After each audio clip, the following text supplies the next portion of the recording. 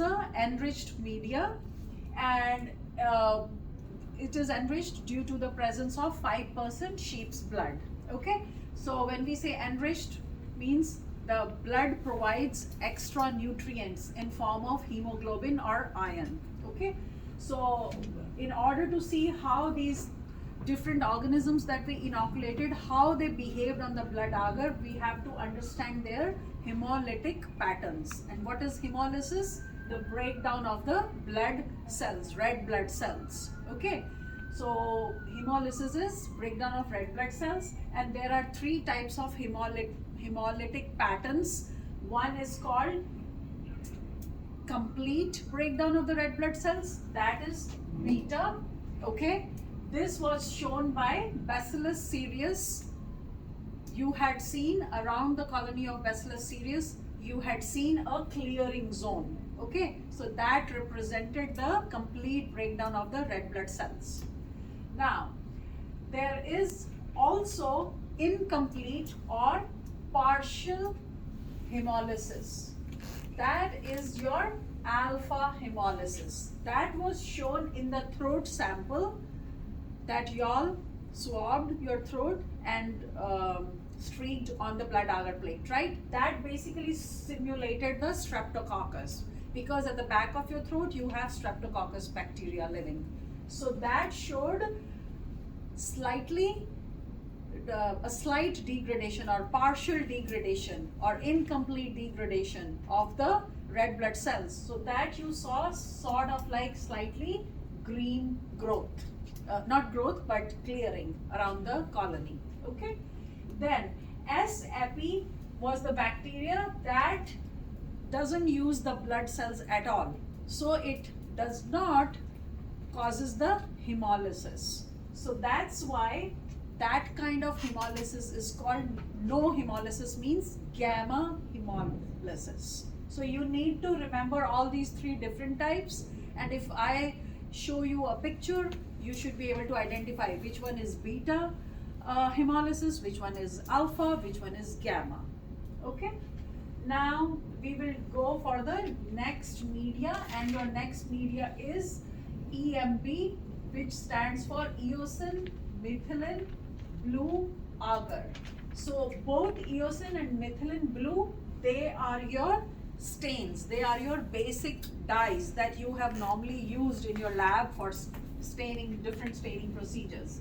So the organisms that you grew were E. coli, Pseudomonas aeruginosa, Enterobacter, aerogenes.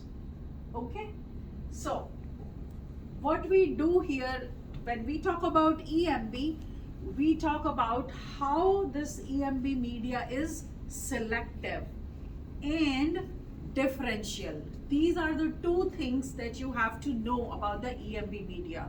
Okay, so it is selective due to the presence of these two dyes, eosin and methylene blue. So when we say selective, what does that mean to us? Selective means it is going to select a certain group of bacteria over the other. Okay, so that means EMB selects only gram-negative bacteria. It basically grows only gram-negative bacteria, and it inhibits the growth of gram-positive bacteria. Okay, so if you were to grow Staphylococcus, it will never grow on EMB, because EMB media is selecting only these gram-negative bacteria that we inoculated. Okay, those are E. coli, Pseudomonas and Enterobacter. Make sense? Now, that's about the selectivity of the EMB agar. Now, how does the differential nature comes into picture? That's our next question. The differential property is due to the presence of the sugar called lactose in the media. Okay, so lactose is what determines its differential nature. Make sense, guys? So if your bacteria is using for its metabolism, meaning fermentation. That's the type of metabolism that these bacteria perform. So if your bacteria are using the sugar lactose and are fermenting it, they are able to show a different color on the agar. Okay, so E. coli is a strong fermenter and it can be identified as showing a green metallic shine or sheen, however you wanna say it. So it's a very, very typical color that you will see. You will not see any other bacteria out of these three showing that green metallic color. Okay, so E. coli is that's how we can determine that E. coli is a very, very strong fermenter, because it uses this lactose and it converts the color into green metallic with a metal shine. Okay, now when you saw the growth of Pseudomonas aeruginosa on the EMB, it will grow, but it will not use lactose. Okay, it will not use lactose, meaning it will not undergo fermentation, and that's why it is called a non-fermenter. But you will see its growth, okay, because it is a gram negative, so it will grow, but it will not show the differential property.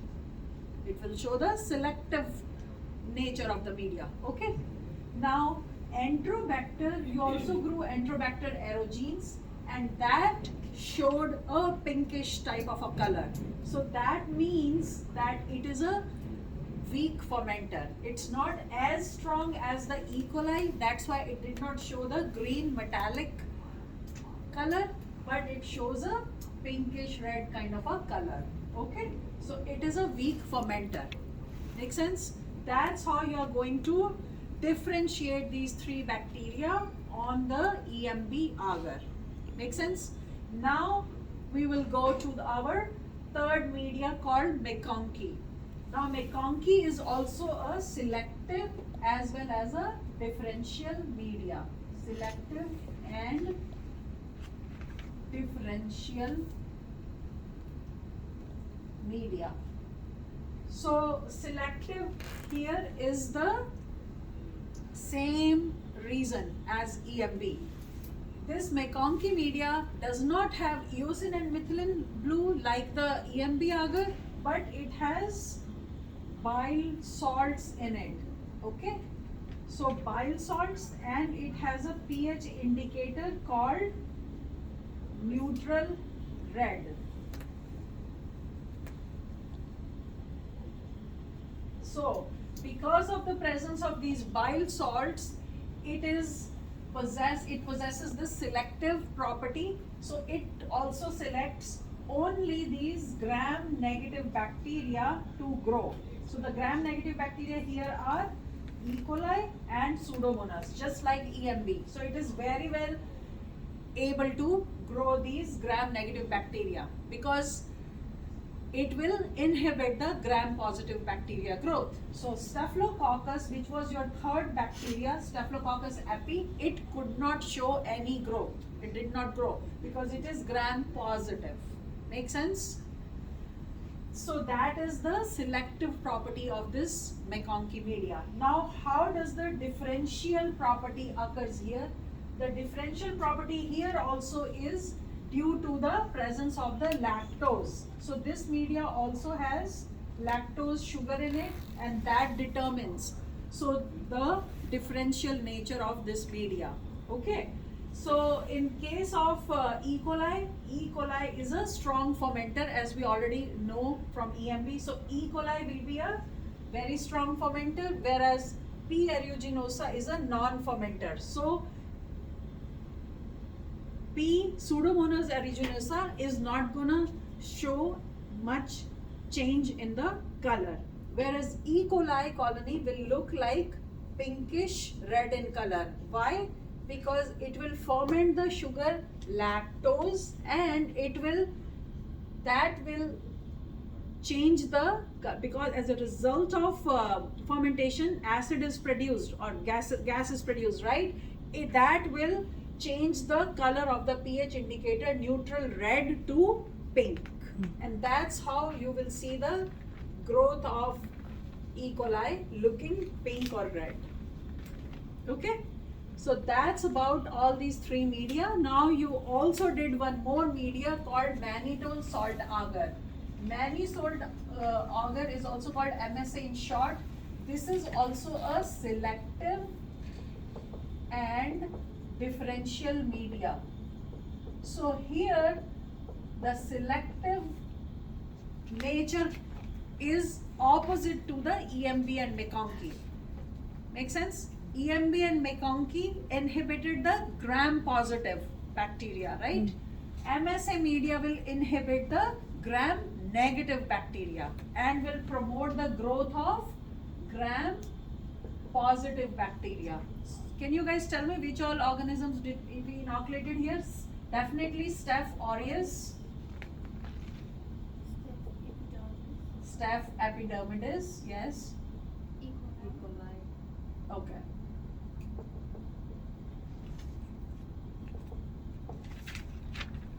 And E. coli. Okay. So what you guys saw here is that because E. coli is gram negative, there will be no growth of E. coli on this media because it is going to select only gram positive bacteria. Make sense?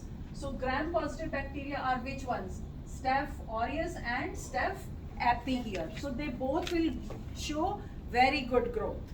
So that is what we mean by the selective property of the MSA media. Make sense? Now, how does the differential nature arises? The differential nature arises due to the presence of sugar mannitol. Okay? I take that back, guys. Here the selective nature is due to the salt. Okay? So salt is 7.5% salt. Sodium chloride is here. Because of that, the selective nature arises. Make sense? So only those bacteria that can handle heavy salt, only they can grow. So E. coli, that is the reason E. coli cannot grow, because there is lot of salt and it cannot tolerate that much salt. Only Staph aureus can tolerate and Staph epi to an extent. Okay? So that's why only Staph aureus and Staph epi are growing. Now the differential nature is due to the presence of the sugar mannitol. Now in this case what will happen? It also has a pH indicator called phenol red. So this phenol red will remain red in neutral conditions. But what happens when Staph aureus grows, it uses the sugar mannitol, again fermentation, carbon dioxide is released. Carbon dioxide will make the media acidic. So the pH indicator phenol red will change color from red to yellow. Very good.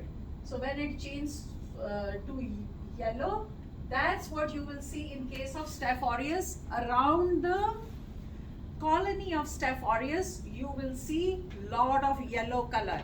But there will be no yellow color in Staph epidermidis, because Staph epidermidis does not uses the sugar mannitol, and it stays, the media around it, around the Staph epi colony stays red only.